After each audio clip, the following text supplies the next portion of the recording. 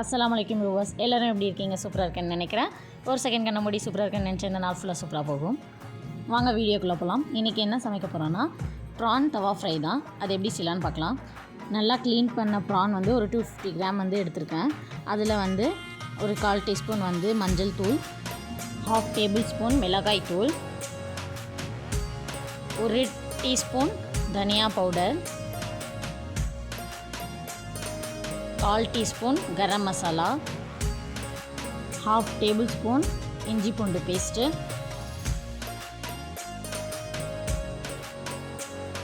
தேவையான அளவு சால்ட்டு போட்டு நல்லா மிக்ஸ் பண்ணி ஒரு 1/2 அன் ஹவர் வந்து மேரினேட் பண்ணி வச்சிடலாம். இதில் பெப்பரும் ஆட் பண்ணிக்கலாம்.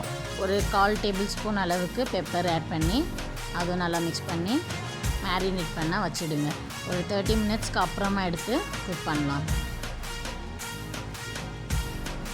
30 மினிட்ஸ்க்கு அப்புறமா வந்து ஒரு கடாய் சுடானதும் அதில் வந்து மேரினேட் பண்ணி வச்சதை போட்டு குக் பண்ண வேண்டியது தான். ஆயில் எதுவும் சேர்க்க தேவையில்லை. அது அப்படியே வந்து போட்டு நல்லா குக் ஆகணும். அதில் வந்து தண்ணி விடும். அது வந்து தண்ணி விட்டு அதுலேயே வந்து அது குக் ஆகி நல்லா மசாலாலாம் நல்லா பைண்ட் ஆகி வரணும். அது வரைக்கும் நல்லா குக் பண்ணுங்கள். பாருங்கள், அதுவாக தண்ணி விட்டுருக்கு. நாங்கள் எதுவுமே போட தேவையில்லை. அப்படியே மேரினேட் பண்ணது வந்து அப்படியே குக் பண்ணணும்.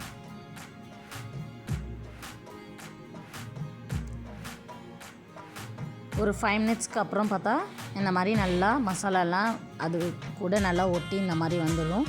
இதுக்கப்புறம் வந்து தனியாக ஒரு பேன் எடுத்து அதில் வந்து ஆயில் சேர்த்துக்கலாம். இது ஃப்ரை பண்ண தேவையான அளவுக்கு ஆயில் சேர்த்து அதில் 2 பச்சை மிளகாய் போட்டு நல்லா இது பண்ணிக்கோங்க.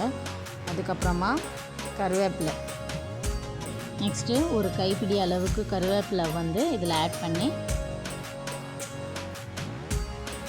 நெக்ஸ்ட்டு ஒரு மீடியம் சைஸ் ஆனியன் வந்து நல்லா ஸ்லைஸ் பண்ணி வச்சுருக்கேன். அதுவும் ஆட் பண்ணி நல்லா வந்து வதக்கி விட்டுக்கணும்.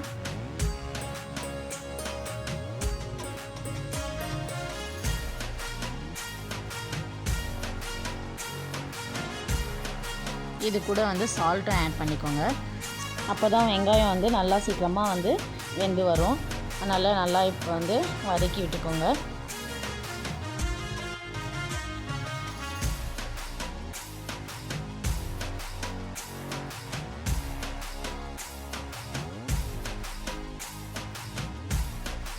நல்லா வந்து வதங்கி வந்த உடனே வந்து குக் பண்ணி வச்ச ப்ரானை வந்து ஆட் பண்ணி நல்லா இந்த எண்ணெயில் ஃப்ரை பண்ணணும். ஏன்னா நாங்கள் எண்ணெய் சேர்க்காம தான் பண்ணோம் முதல்ல. அதனால வந்து இப்போ நல்லா எண்ணெயில் போட்டு நல்லா ஃப்ரை பண்ணணும். அப்போ தான் வந்து அவுட் லேயர் வந்து கொஞ்சம் கிறிஸ்பியாக நல்லா வரும். அதனால் அந்த ஆயிலே வந்து ஒரு 2-3 மினிட்ஸ் வந்து நல்லா ஃப்ரை பண்ணிக்கோங்க.